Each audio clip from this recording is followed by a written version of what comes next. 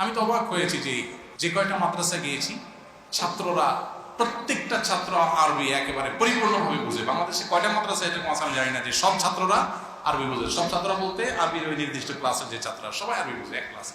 এক মাদ্রাসা গিয়েছি, সেখানে দেখলাম এশার নামাজ আমরা জামাতে পাইনি, পরে গিয়ে নামাজ পড়লাম। ওইটা মাদ্রাসা মসজিদ। নামাজের পরে দেখছি মাদ্রাসার ছেলেরা পাউরুটি লাল চার মধ্যে চুবায় খাচ্ছে। চিন্তা করলাম বিকালের নাস্তা এখন এশার পরে করতেছে। তোদেরকে জিজ্ঞাসা করলাম আরবিতে, এটা কিন্তু আমাদের সন্ধ্যাকালীন নাস্তা? তো বললো না, এটা আমাদের রাতের খানা।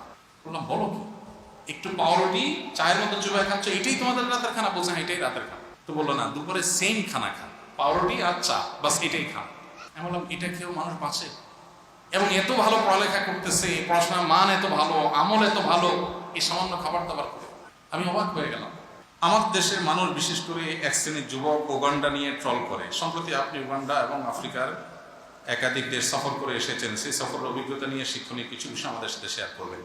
বাইরে আমার আফ্রিকা পৃথিবীর অনুন্নত অঞ্চল মনে করা হয়, গরিব দেশ, বেশিরভাগই গরিব দেশের মানুষ আফ্রিকা অঞ্চলে আছে সেমনটি মনে করা হয়। আসলে তারা অর্থনৈতিক দিক থেকে অনেক ক্ষেত্রে হয়তো পিছিয়ে আছে, কিন্তু ট্রল করা, এমনি তো যে কোনো দেশের মানুষকে নিয়ে অহেতুক আপনি কোনো ভিত্তিহীন ট্রল, মজাক, তারপরে তাচ্ছিল্য করা, এটা তো কোনো ইসলামে কোনো ভালো জিনিস হিসাবে দেখে না, বরং কোরআনে কারীমে আল্লাহ তাআলা নিষেধ করেছেন।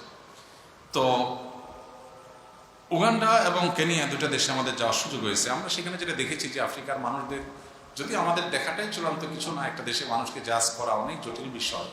আমরা যা দেখছি এটাই যে সব তা না, এর বাইরেও আরো চিত্র আছে, ছবি আছে। কিন্তু দীর্ঘ অনেক দিন পর্যন্ত অনেকগুলো এলাকা ঘুরে ফিরে আমাদের কাছে মনে হচ্ছে তারা তুলনামূলকভাবে সহজ সরল, শর্টকাট, যা করে স্পষ্ট করে।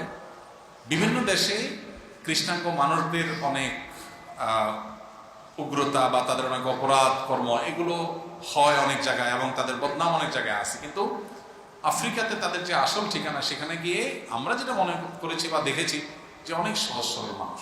আমরা যে উগান্ডা নিয়ে ট্রল করি, সে উগান্ডার রাস্তাঘাট আমাদের দেশের রাস্তাঘাটের চাইতে বেশি পরিষ্কার আমাদের কাছে মনে হয়েছে। আমরা রাস্তায় গাড়ি হর্নের চোখে চলতে পারি না, সেখানে আমরা খেয়াল করছি কেউ গাড়িতে সচরাচর হর্ন দেয় না।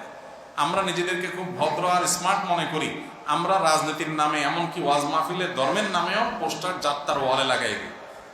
তাদের ওখানে দেখা গেছে নির্বাচনী পোস্টার, সামনে নির্বাচন, সেগুলো নির্দিষ্ট জায়গায় সাজানো। ঠিক একইভাবে তারা খুব গরিব দরিদ্র, কিন্তু তাদের দেশটা প্রাকৃতিক সম্পদের উপরে দাঁড়িয়ে আছে। পশ্চিমারা সেগুলো লুট করে খাবার জন্য নানাবিধ আয়োজন করছে। কঙ্গোর মতো দেশে আপনারা অনেকেই হয়তো জানেন 65টার মতো এয়ারপোর্ট আছে। 65টার মতো এয়ারপোর্ট। আমি অবাক হয়ে গেছি, দেশে মানুষ খাইতে পায় না, গরিব দেশ, সেখানে এতগুলো এয়ারপোর্ট কেন? পশ্চিমারা সে দেশের যে খনিজ সম্পদ আছে, স্বর্ণ, তারপরে ইউরেনিয়াম, হীরা, এই সমস্ত সম্পদগুলো লুট করার জন্য পশ্চিমা সভ্যতার ভেগদারি লুটেরা দেশগুলো ওখানে নিজেদের যার যার মতো এয়ারপোর্ট বানায় নিছে। নিজের দেশ থেকে উড়ে আসে, নিজেদের এয়ারপোর্টে নেমে এখান থেকে চুরিদারি করে লুট করে এগুলো আবার নিয়ে যায়। আর তাদের এই লুটের পাহারাদারি করার নাম দেওয়া হয়েছে শান্তি রক্ষা মিশন। সামান্য কিছু টাকার জন্য যে মিশনে আমাদের যাওয়ার জন্য সিরিয়াল ধরতে দেখা যায়, গরিব এবং মুসলিম এই জনপদের সম্পদ লুট করে নিয়ে যাবে লুটেরারা, আর আমরা সেটার পাহারাদার পাবো। আল্লাহ আমাদেরকে হেফাজত করো। ভাইরা আমার, প্রত্যেকটা দেশেই ভালো মন্দ মানুষ মিলিয়ে থাকে, কিন্তু আমরা যেরকম ট্রল করি, আসলে এরকম ট্রল করার মতো দেশ তাদের না। তাদের মাদ্রাসাগুলোতে পড়াশোনার যে মান, যে কোয়ালিটি, আমার কাছে অবাক লেগেছে। এত ভালো তাদের তেলাওয়াত, আজান, আরবি ভাষা, যে কল্পনা করা কঠিন যে এত ভালো হতে পারে।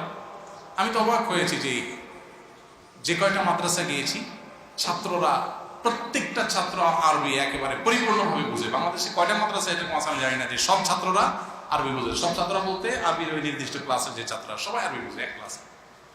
আমি অবাক হয়েছি।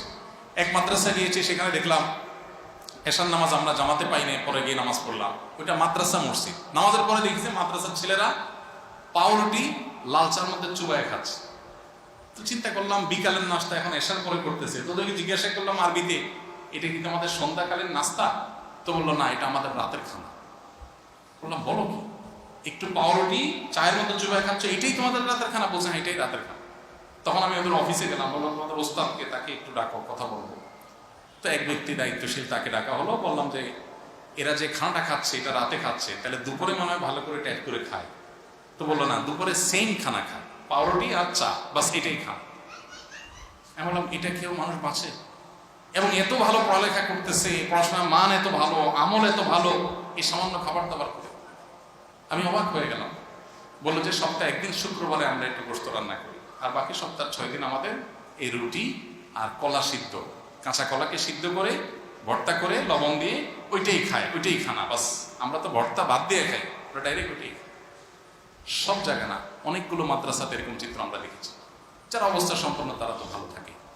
তো এত দারিদ্রের পরেও তারা দিনের উপরে, ইমানের উপরে অটল অবিচল। আমাদের চাইতে যারা মুসলমান, তারা আমাদের দেশের মুসলমানদের চাইতে ভালো মুসলমান হওয়ার চেষ্টা করে।